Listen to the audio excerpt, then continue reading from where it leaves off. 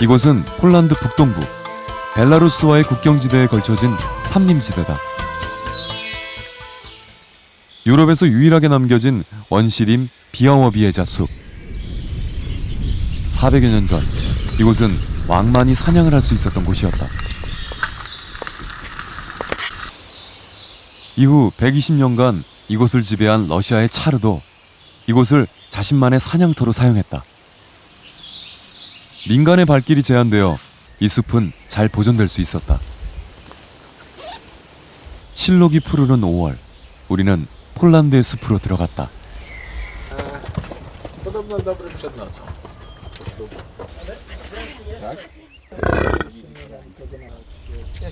여름맞이 털갈이가 한창인 유럽 들소다. 큰 녀석의 경우 무게가 무려 1톤. 유럽 포유류 중 가장 몸집이 크다고 한다.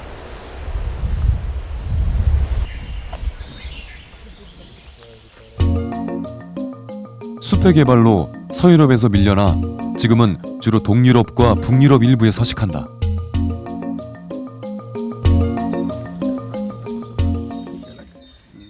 숲에 사는 유럽 들소의 체형은 우리 소와 많이 다르다. 좁은 나무 사이를 빠져나가기 쉽게 몸통의 폭이 좁고 높이 솟은 유럽 들소의 척추는 한우와 반대로 굽어 있다.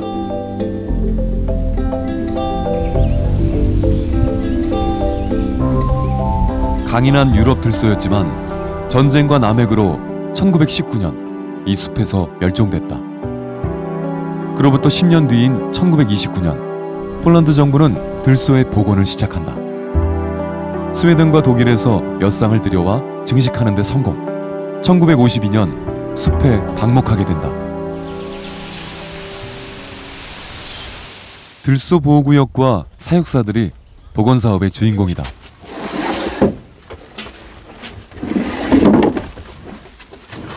Teraz pokarmione zostały żubry, otrzymały one osypkę, czyli skład tej osypki to jest zmielony owies i kukurydza. Dodatkowo się zajmuję obserwacją tych zwierząt. Jeżeli są chore, to zgłaszam to lekarzowi weterynarii. 멸종 33년 만에 다시 얻은 야생 유럽 들소 복원의 성공은 폴란드인의 자존심 회복이었다.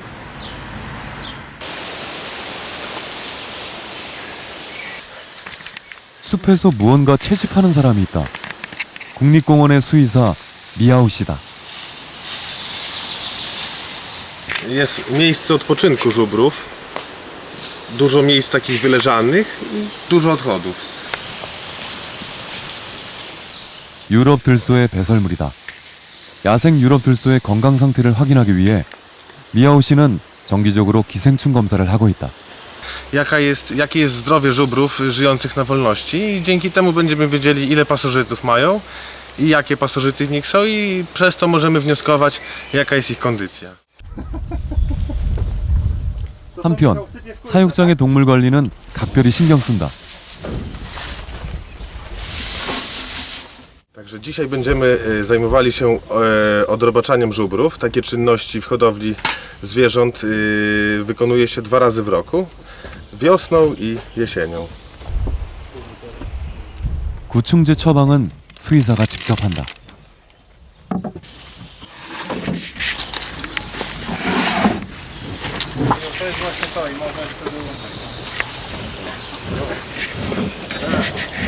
대부분의 초식 동물이 그렇듯이 유럽 들소도 일정한 공간에 가두어 기르면 면역력이 저하되어 다양한 기생충에 노출되기 쉽다. 하지만 넓은 지역에 사는 야생 유럽 들소는 기생충 감염에 걱정이 없다.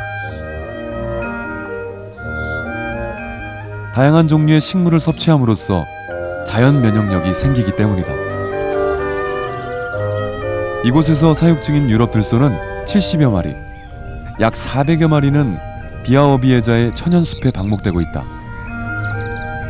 유럽 들소는 나뭇잎과 풀을 좋아하는 초식동물로 사람을 해치거나 위험에 빠뜨리는 일은 거의 없다고 한다. 하지만 번식기의 암컷은 조심해야 한다. 어린 새끼를 보호하기 위해 공격할 수도 있기 때문이다.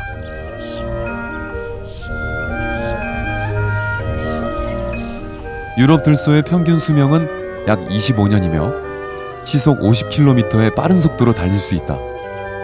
1차 세계대전 이후 50여 마리에 불과했던 유럽 들소는 현재 야생과 동물원을 합해 약 2,500마리로 개체수가 늘었다.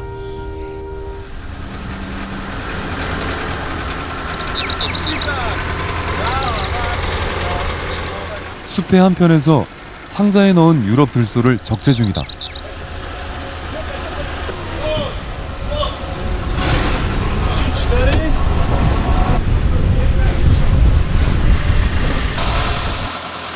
(73년) 전 유럽 들소를 수입했던 폴란드.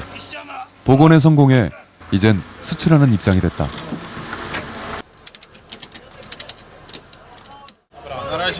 A dzisiaj wysyłamy żubry do Danii. Są to żubry odłowione z wspólności z Puszczy Białowieskiej. 오늘은 10마리를 외국으로 수송하는 날이다.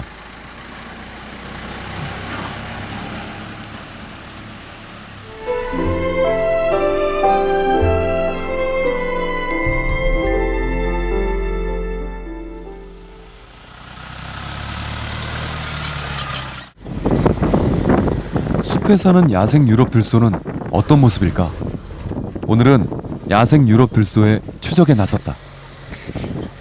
수의사 미아오 씨는 우리를 깊은 숲으로 안내한다.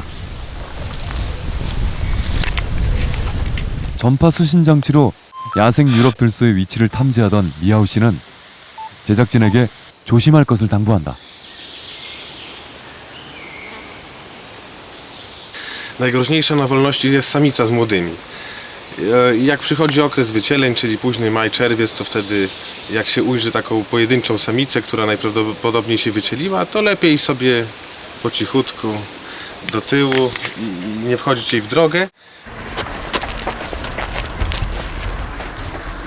여름철엔 먹이가 풍부한 숲속에서 생활하기 때문에 만나기가 쉽지 않다고 한다. 야생 유럽 들소를 봤다는 관리인의 갑작스런 제보가 들어왔다. 급히 현장으로 갔으나 야생 노루뿐이었다.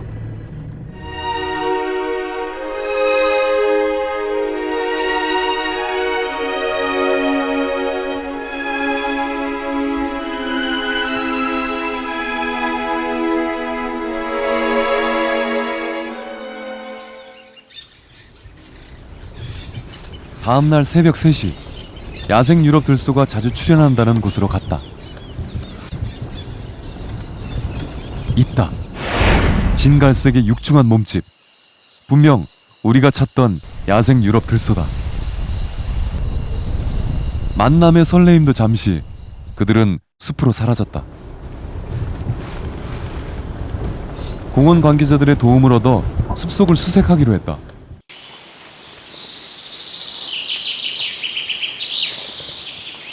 야생 유럽 들소로부터 발신되는 신호가 좀처럼 잡히지 않는다.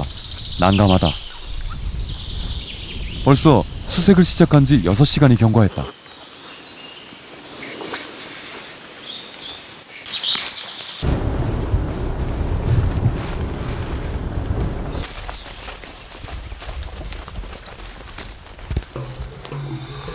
그런데 코발스키 씨가 뛰기 시작한다. 찾았다. 거대한 몸집에선 강한 야성이 느껴진다. 몸집과 다르게 유럽 들소는 수줍음이 많다. 사람을 몹시 경계하며 접근을 거부한다.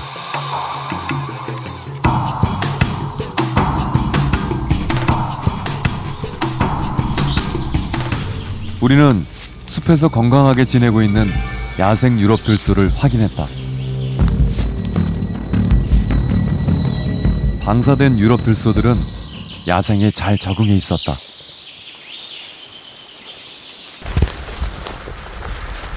한때 왕의 동물이었던 유럽 들소. 지금은 폴란드 사람들과 함께 이 숲에 살고 있다.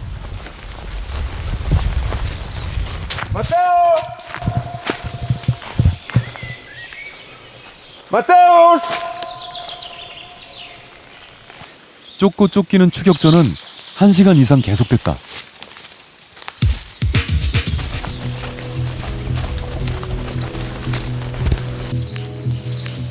야생 유럽 들소는 털갈이 기간임에도 몸에선 윤기가 흐른다. 그들은 야생에서 더욱 아름다웠다.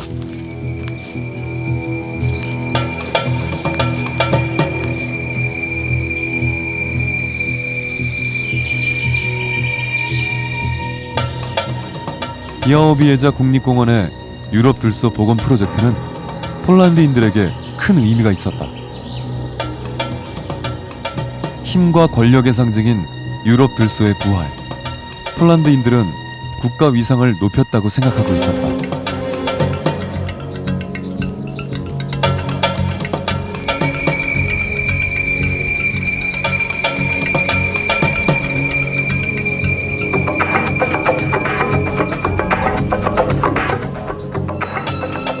천년숲에 돌아온 야생 유럽 들소. 그들의 앞에 새로운 장벽이 기다리고 있다. 벨라루스와의 국경이다.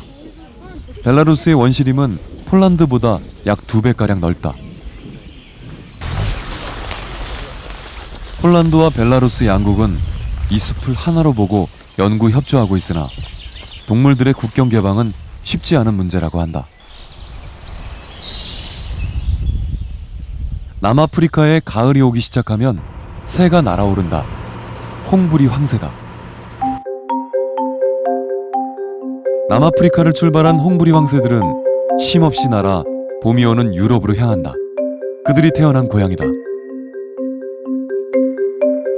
유럽에 서식하는 약 15만 마리의 홍부리 황새 중 4만여 마리가 폴란드에서 여름을 지낸다고 한다.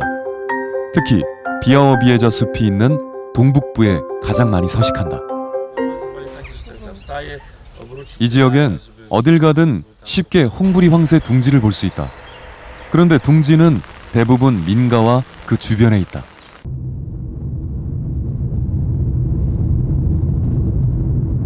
제작진은 홍부리 황새가 가장 많이 서식한다는 마을을 찾아가 봤다. 방문자들을 위해 높은 전망대도 설치돼 있다.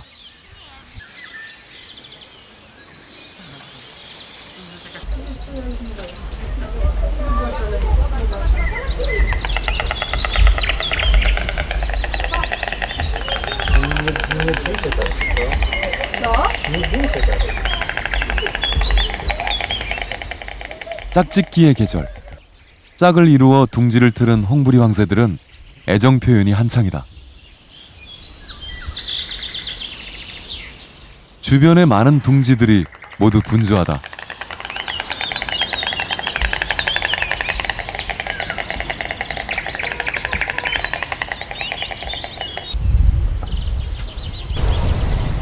마을 밖 높은 나무 위에 둥지를 튼 홍부리 황새도 보인다.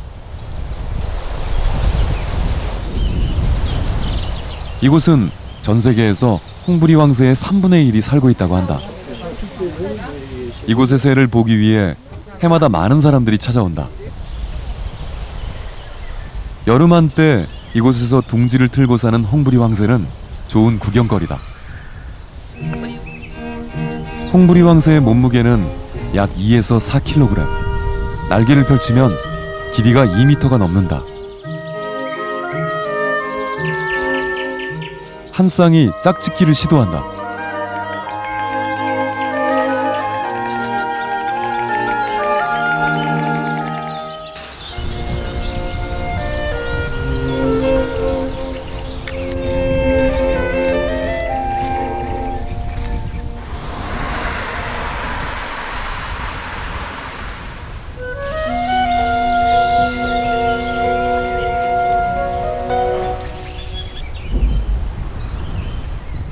(5월) 초 비아오비에자의 한 건물. 지붕이 둥지를 살펴봤다.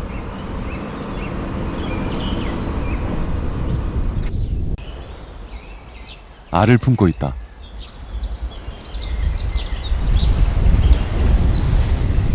홍부리 황새는 4월에서 5월 사이에 3개 내지 5개의 알을 낳아 품는다.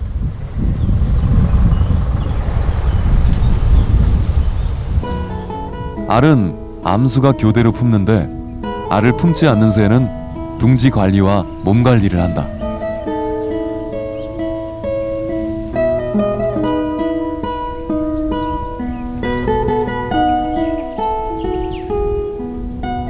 끊임없이 몸을 뒤져 벌레를 잡거나 깃털 관리를 한다.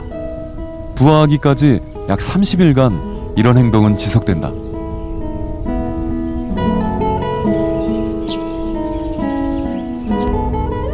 물론 알을 품고 있는 상대의 몸도 신경 써 관리해준다. 정성이 각별해 보인다.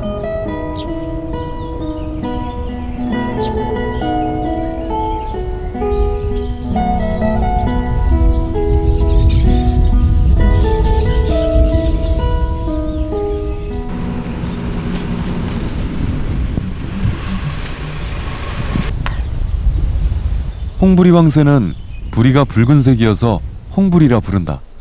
몸은 흰색이며 꼬리 부분이 검다. 홍부리 황새는 매년 같은 둥지를 쓰는 습성이 있다.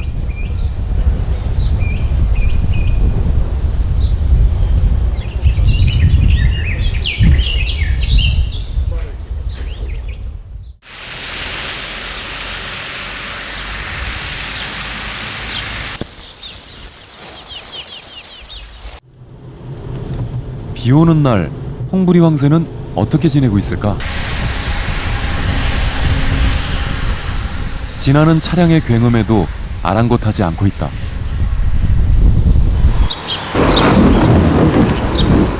알은 품지 않고 우두커니 비를 맞고 있다. 바람이 불어오는 방향으로 몸을 돌려가며 서 있을 뿐이다. 어느 정도 빗줄기가 약해진다. 홍부리 황새들은 활짝 날개를 펴 몸을 말리기 시작한다. 둘이 동시에 하는 법은 없으며 언제나 교대로 날개를 펼친다.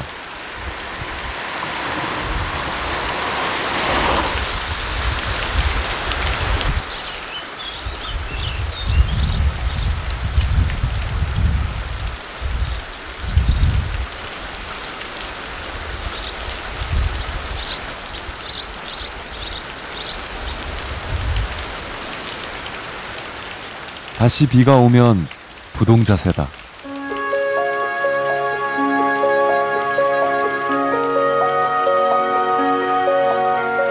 비아워비에자의 밤은 이렇게 찾아든다.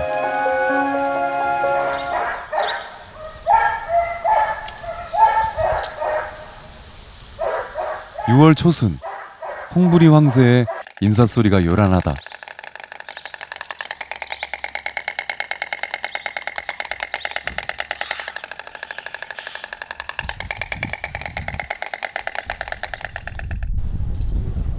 어린 새끼가 보인다.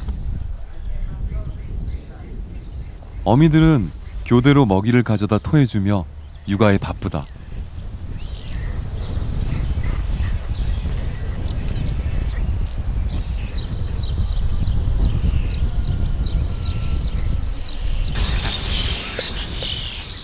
굴뚝 위의 둥지도 마찬가지다.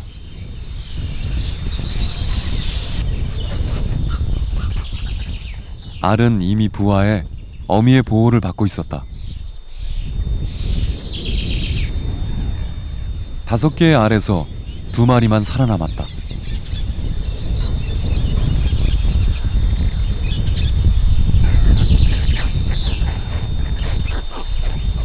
어미는 연신 먹이를 토해준다.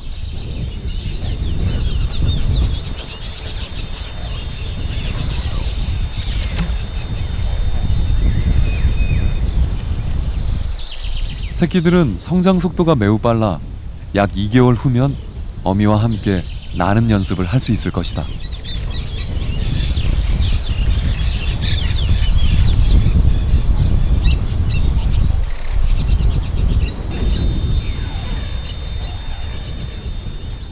웬일인지 어미가 둥지를 비운다.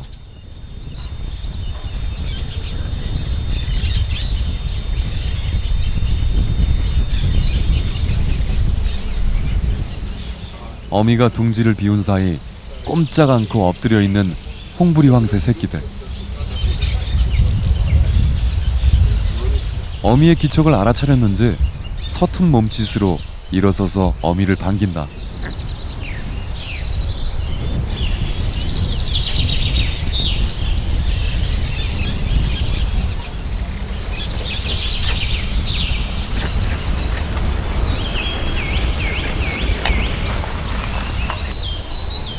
하지만 둥지로 돌아온 어미는 먹이도 주지 않고 주변을 살피더니 이내 앉아버린다.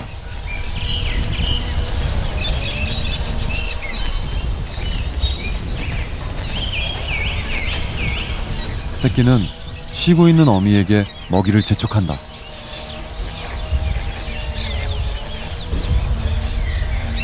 마지못해 벌떡 일어난 어미.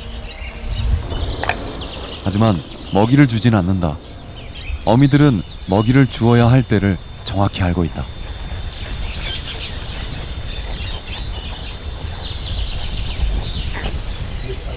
한편 먹이를 구하러 간 어미는 사냥이 한창이다. 배를 채우면 지체 없이 둥지로 돌아간다.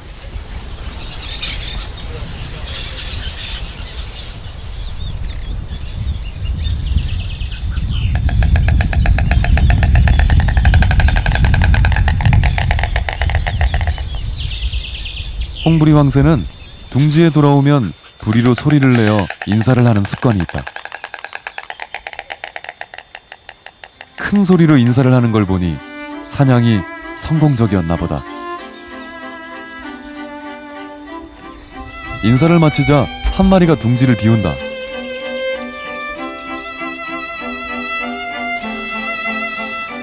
정확한 이유는 모르겠으나 다른 둥지의 어미들도 그랬다. 어린 새끼들은 어미들의 정성으로 무럭무럭 자란다.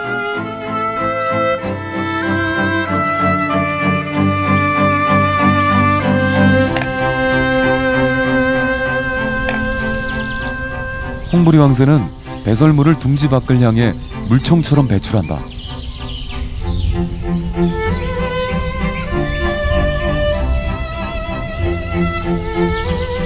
어미가 또다시 먹이를 구하러 둥지를 나선다. 습지와 초원을 수없이 오가며 먹이를 나른다. 그렇게 키운 홍부리 황새 새끼는 앞으로 30년간 폴란드와 아프리카를 오가며 세상의 하늘을 누빌 것이다. 짧고 검은 부리, 날개 끝엔 아직 깃털도 나지 않았다.